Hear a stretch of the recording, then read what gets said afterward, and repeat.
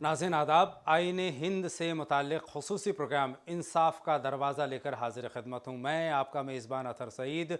और नाज़रीन, हमारा आज का मौजू है टैक्स के नुकात।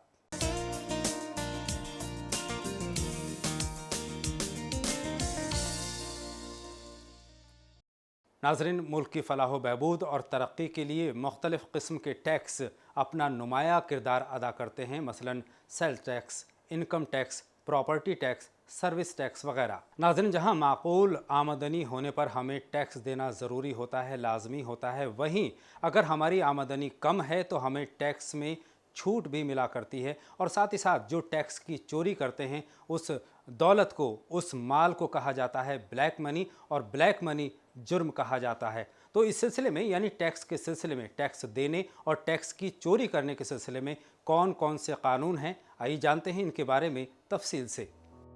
हिंदुस्तानी हुकूमत किसी शख्स यानी इनफरादी, company, firm, corporate, society, trust या किसी भी शख्स पर इनकम टैक्स यानी आमदनी टैक्स लगाती है।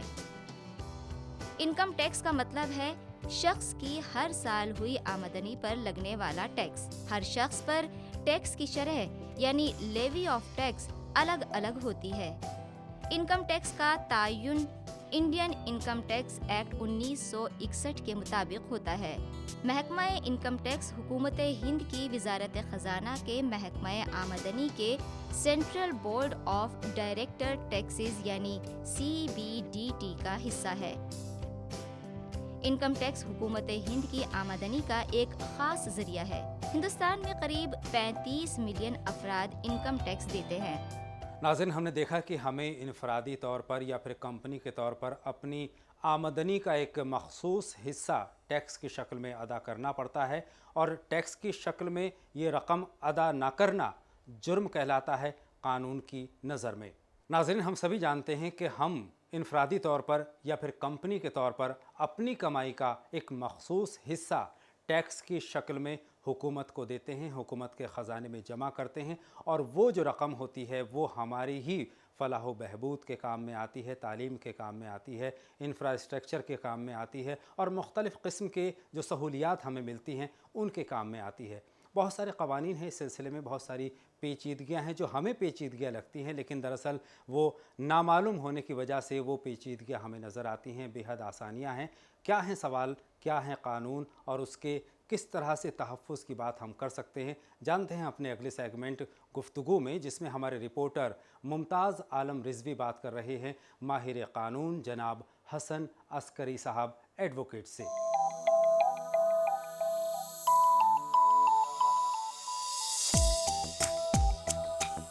नाजरीन, इनकम टैक्स के सिलसिले में जारी इस प्रोग्राम में आज हमारे साथ मौजूद हैं मारूफ एडवोकेट हसन अस्करी साहब। हसन अस्करी साहब, आपका खैर मकदम है। पहले मैं ये जानना चाहूँगा कि इनकम टैक्स क्या चीज़ है और इसकी हमारे माशरे में क्या अहमियत है और इसके क्या कवानीन हैं। किसी मुल्क को चलाने के लिए हम इनकम टैक्स के तरीक़े से लोगों से पैसे कलेक्ट करते हैं, और वो उसका एक ढांचा है जो कि सेंट्रल गवर्नमेंट जिसको अप्रूव करती है इनकम टैक्स एक्ट 1961 के तहत। और इसमें जो है लोगों से, फर्मों से और ट्रस्ट से, एक कारपोरेट से तो ये टैक्स लिया जाता है। और टैक्स के लिए एक लिमिट बनाई जाती है। जैसे इस वक्त जो है वो 2.5 लाख से तक टैक्स फ्री है। अगर आप आमदनी 2.5 लाख की करते हैं तो आपको कोई टैक्स नहीं देना है, लेकिन जैसे उसके आगे आप जाएंगे तो फिर आपको जो है 10% और फिर 20% और 30% तक टैक्स बनाया गया है, जिस टैक्स से हम फिर वो हुकूमत अपना तमाम डिफरेंट प्रोग्राम्स चलाती है। बजट जो अप्रूव होता है वो इन्हीं टैक्स के आमदनी से, और डिफरेंट और भी चीज़ें हैं जिससे कि टैक्स मिलता है गवर्नमेंट को, लेकिन इनकम टैक्स सबसे बड़ा टैक्स है। और इससे जो है सबसे ज़्यादा जो है इसमें पैसा मिलता है गवर्नमेंट को, और उससे जो है तमाम गवर्नमेंट के इंतज़ामात और काम चलाए जाते हैं। अस्करी साहब, लोग टैक्स देने से क्यों घबराते हैं? इसके क्या असबाब हैं, इसकी क्या वजूहात हैं? जनरली हमारे हिंदुस्तान में कुछ ऐसी मेंटेलिटी है कि कोई आदमी टैक्स देना नहीं चाहता। सबसे बड़ी बात तो ये है, हर आदमी ये चाहता है कि हम अपना पैसा बचा लें, और ये पैसा हमारा जो है वो सरकार को ना जाने पाए। कुछ चंद लोग ऐसे हैं कि जो दिल खोल के अपना पूरा एकदम ईमानदारी से टैक्स देते हैं। अगर पूरा हिंदुस्तान ईमानदारी से टैक्स दे तो इतने अच्छे काम और इतना ज़्यादा बजट अवेलेबल हो गवर्नमेंट के पास कि ज़्यादा दाहिने बाएं नहीं करना पड़े। उधार जो इतना हम लेते हैं शायद हो सकता है कि वर्ल्ड बैंक से हमें कम लेना पड़े, लेकिन ये कि हमारी एक ख़ास मेंटलिटी है, पूरी एकदम जनरल मेंटलिटी की टैक्स चुराएं हम और टैक्स न दें। फिर भी जो गवर्नमेंट एम्प्लॉइज़ हैं उनका तो 100% टैक्स पेमेंट हो जाता है, वो कहीं से नहीं बच पाते। या जो कारपोरेट सेक्टर में आजकल तमाम लड़के जो है नौकरियां कर रहे हैं, वो किसी का पैकेज 10 लाख का है, किसी का 5 लाख, तो वो they are all paying the tax.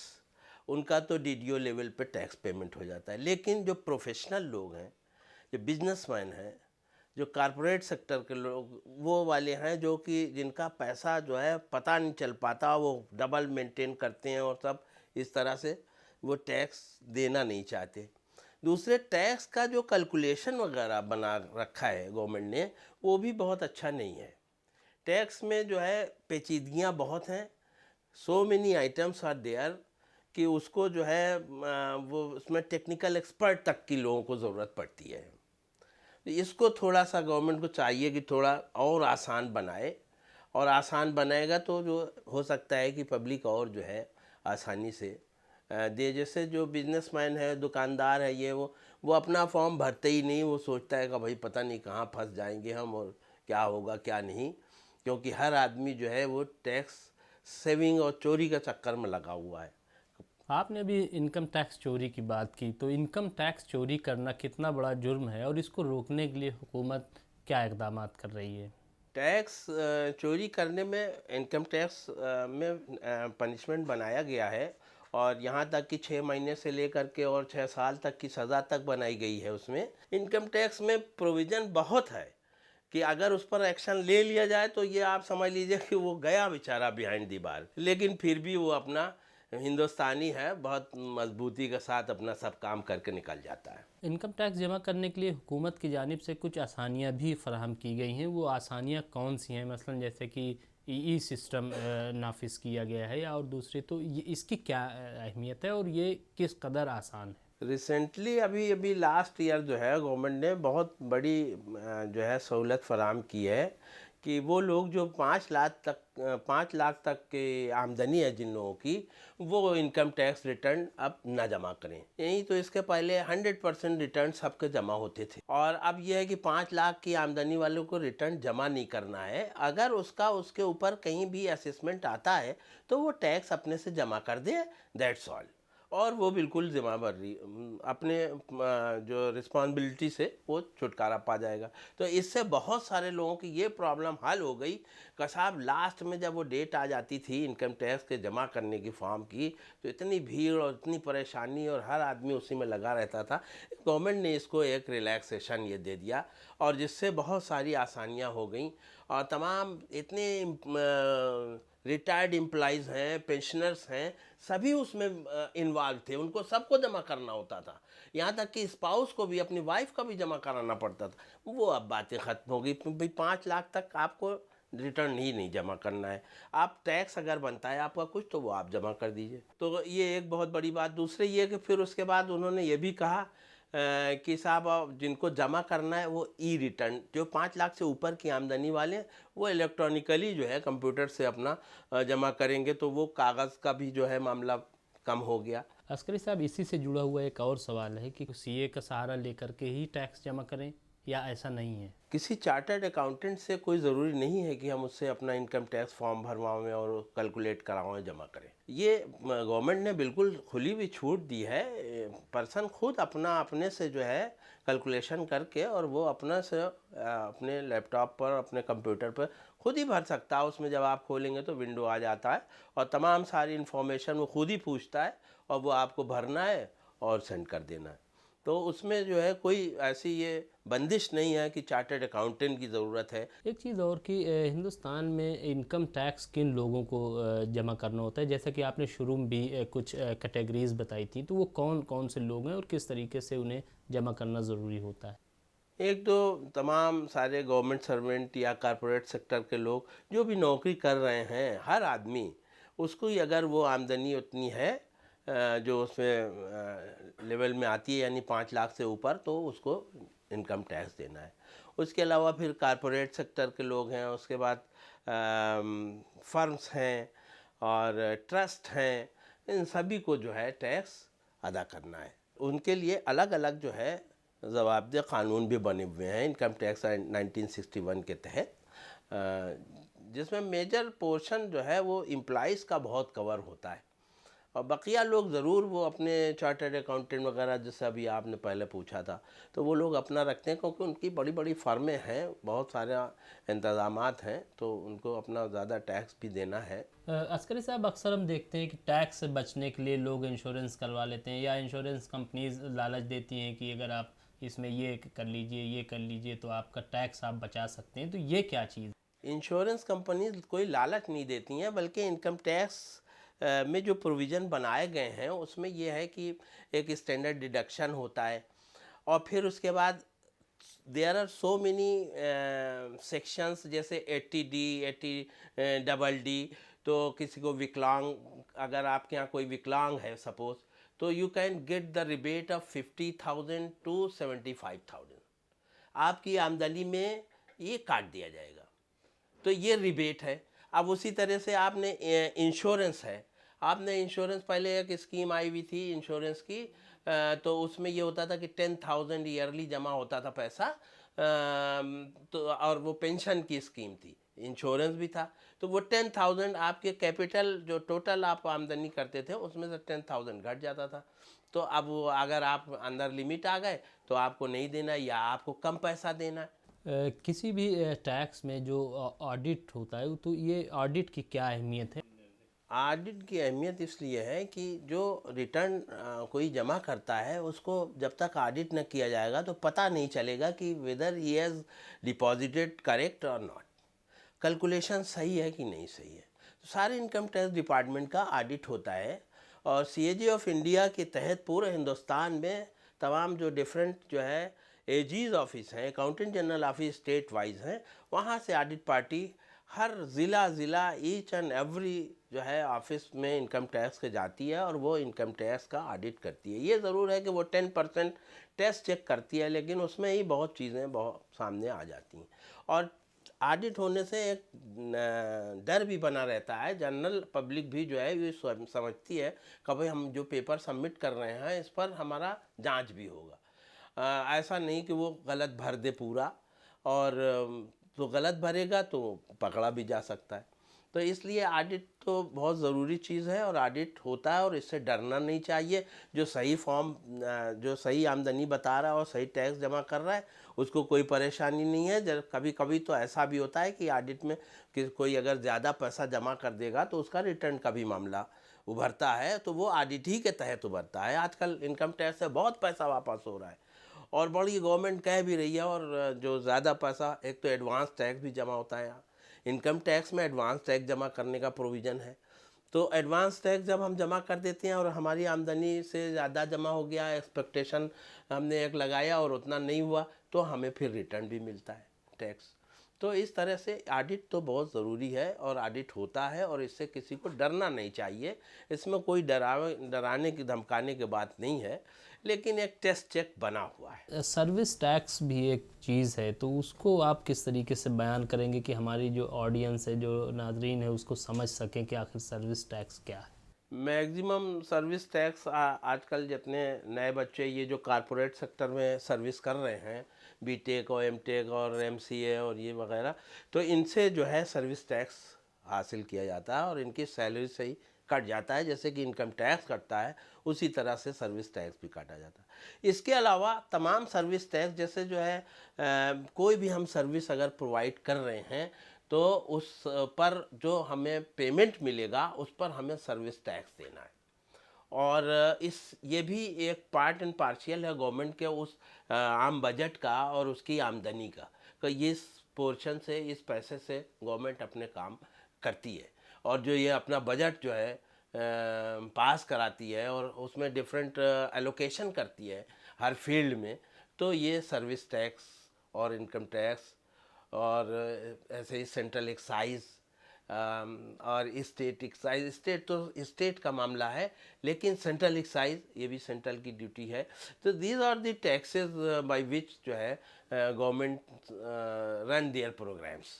तो सर्विस टैक्स इस तरह से जो है उन लोगों से जो सर्विस प्रोवाइड करते हैं उनसे सर्विस प्रोवाइडर जो है सर्विस टैक्स भरता है। एक्चुअली लेता तो है वो सीधे पार्टी से ही, लेकिन इन लोगों को तो नहीं मिल पाता। जो नौकरी में जो लोग हैं और जो बच्चे हैं इनसे भी सर्विस टैक्स काटा जा रहा है।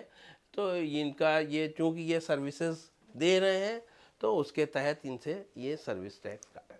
अस्करी साहब, आपने जो जवाबात दिए यकीनन वो काबिल तारीफ़ हैं और नाजरीन हमें भी उम्मीद है कि आप हसन अस्करी एडवोकेट के जवाब से मुत्तफ़िक होंगे। इत्मीनान बख्श जवाब रहे हैं। नाजरीन हमें उम्मीद है कि आपके अंदर इन जवाबात से एक बेदारी पैदा होगी और आप अब टैक्स जमा करने से घबराने के बजाय टैक्स जमा करने में खुशी महसूस करेंगे, अच्छा महसूस करेंगे। तो नाजरीन, गुफ्तगू के तहत अभी आप मुलाहिज़ा कर रहे थे कि माहिर क़ानून किस तरह से हमें क़ानूनी बारीकियां बता रहे थे टैक्स के सिलसिले में। ऑनलाइन हम टैक्स हम जमा कर सकते हैं। पहले हमें सीए की मदद लेनी पड़ती थी और बहुत मुश्किलात का सामना करना पड़ता था, लेकिन अब ऑनलाइन ये सहूलत हमें मिल गई है और इस सहूलत के साथ साथ मुख्तलिफ़ किस्म की हमें आसानियाँ पैदा हो गई हैं जिन पर अभी हमारे माहिर क़ानून ने बात की। नाज़रीन, टैक्स की शक्ल में जो रकम इकट्ठी होती है वो मुल्क के काम आती है, लेकिन कई मरतबा ये होता है कि हम पूरे तौर पर टैक्स अदा नहीं करते हैं और वो जो रकम बनती है वो ब्लैक मनी की शक्ल में इकट्ठी होती है, जो कि मुल्क का नुकसान भी हुआ करता है। और साथ ही साथ अगर हम फंस जाते हैं, अगर हमें पकड़ा जाता है तो हमें भी सज़ा हो सकती है, जुर्माना भी हमें अदा करना पड़ सकता है। तो कई सारे सवालात के हमें जवाब अब तक मिल चुके हैं और अभी भी बहुत सारे सवालात हैं जिनके जवाब मिलना बाकी हैं और साथ ही साथ उन तालिब इल्मों के भी सवालात हैं जिनके जवाब माहिर क़ानून देने के लिए तैयार हैं हमारे अगले सेगमेंट रूबरू में। आइए देखते हैं।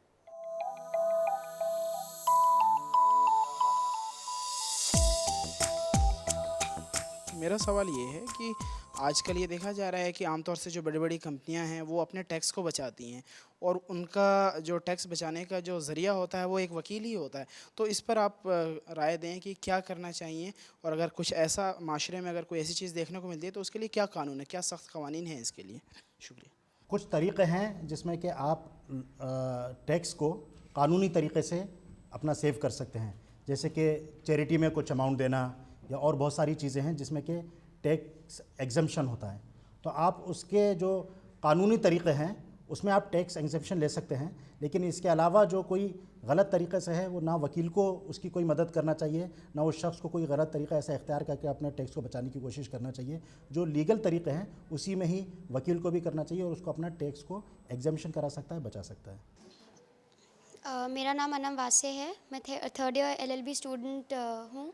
मेरा सवाल ये है कि टैक्स के किस तरह के मुकदमे कोर्ट्स में ज़्यादातर आते हैं, टैक्स से रिलेटेड जो हैं वो किस तरह के मुकदमे आते हैं कोर्ट्स में जो बहुत ज़्यादा देखे जाते हैं? टैक्सेशन तो एक बहुत बड़ा वाइड एक टॉपिक है और कई तरीके के टैक्सेस हैं। आमतौर पे हम जिससे दो चार होते हैं या रोज़ाना देखते हैं, इनकम टैक्स या सेल टैक्स वगैरह हैं। इसके अलग कोर्ट्स भी हैं, इसमें काफ़ी लिटिगेशन है और इसमें अलग जो है कोर्ट भी इसके बनाए गए हैं जो सिर्फ टैक्सेस के मामले को ही देखते हैं। टैक्स जो है किसी भी मुल्क की माशियत को और मुल्क की तरक्की का ज़ामिन होता है और हिंदुस्तान के हर ज़िम्मेदार शहरी की ये ज़िम्मेदारी है कि वो अपना टैक्स पूरा और वक्त पर अदा करे। लेकिन क्योंकि ये पैसों का खेल है, इसके अंदर लोग शामिल हो जाते हैं टैक्स बचाने के लिए और गैर ज़रूरी रास्तों से, ऐसे रास्तों से जो गैर कानूनी हैं, अपना टैक्स बचाते हैं और डिपार्टमेंट कभी कभी लोगों के ऊपर इतना टैक्स इम्पोज कर देता है जो उसके देने से ज़्यादा है, जो उसका टैक्स देना हुकूमत को बनता नहीं है। इस तरह के केसेस कोर्ट्स में आते हैं और फिर उसके अंदर लोगों को रिलैक्सेशन भी मिलता है और ये केसेस डील होते हैं। मेरा नाम मोहम्मद साबिर है, मैं जामिया मिलिया इस्लामिया 5th ईयर का लॉ का स्टूडेंट हूँ। मेरा सवाल ये है कि टैक्स को बचाने में किस हद तक लॉयर किसी शख्स की मदद कर सकते हैं? लॉयर को लीगल तरीके से ही टैक्स बचाने की मदद करना चाहिए, उसको बताना चाहिए। एक लॉयर का ये जिम्मेदारी होती है कि अगर उस किसी टैक्स पेई का कुछ टैक्स बच सकता है तो उसको बताएं कि इन तरीक़े से लीगली और रूल के मुताबिक आप टैक्स बचा सकते हैं। तो लीगली ही उसको बचाने की मदद करना चाहिए। टैक्स डिपार्टमेंट जो छूट देते हैं, एग्जम्पशन देते हैं टैक्स के अंदर, वो भी इसीलिए देते हैं कि ज़्यादा से ज़्यादा लोग टैक्स दें, और वो टैक्स मुल्क की फलाह और बहबूदी के लिए होता है।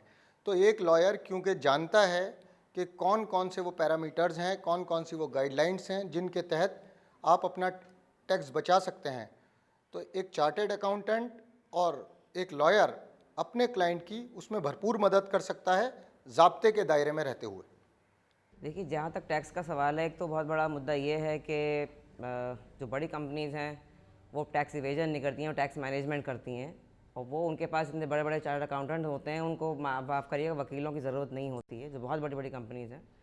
और दूसरे, जहाँ तक टैक्स पेमेंट का सवाल है, जो सैलरीड क्लास है वही टैक्स देती है। उसके अलावा एक बहुत बड़ा मुआशरा ऐसा है जिसको कि टैक्स नेट में नहीं लाया गया है, ना तो उनकी कोई टैक्स की लाइबिलिटी होती है, ना टैक्स चोरी की लाइबिलिटी होती है। प्रॉब्लम होती है सिर्फ सैलरीड क्लास की, जिसकी जो भी इनकम है वाइट मनी में आती है, और वो उसकी सबको विजिबल है कि उसको क्या मिल रहा है। और जहाँ तक ये वकील मदद करेगा या नहीं करेगा वकील उसकी मदद, सवाल ये है कि इतने उस कानून में ही इतने सारे लूप होल्स हैं कि उसमें आराम से टैक्स एग्जेम्पशन भी आपको मिल सकते हैं, टैक्स मैनेजमेंट भी हो जाता है। तो इसमें वो जो लोग जो खुद ये सालों साल कर रहे हैं, उनको कई बार किसी की ज़रूरत भी नहीं होती, वो खुद बताते हैं अपने चार्टर्ड अकाउंटेंट को आपको ये करना है। तो नाजरीन, रूबरू के तहत हमने जाना माहिर कानून किस तरह से टैक्स की बारीकियां समझा रहे थे हमें, और साथ ही साथ तालिब इल्मों के सवालात के वो जवाब दे रहे थे। टैक्स किस अंदाज में जमा करना चाहिए, किस तरह से जमा करना चाहिए, कितना जमा करना चाहिए, ताकि वो हमारे साथ साथ हमारे मुल्क के लिए भी फ़ायदेमंद साबित हो, सूदमंद साबित हो। तो नाज़रीन, इंसाफ का दरवाज़ा में आज हमने जाना कि टैक्स की बारीकियां क्या हैं, उनसे जुड़े कानून क्या हैं, और कानून किस तरह से हमारे हुकूक़ का तहफ़्फ़ुज़ करता है। इंसाफ का दरवाज़ा में आज का सफ़र इतना ही। अथर को इजाज़त दें।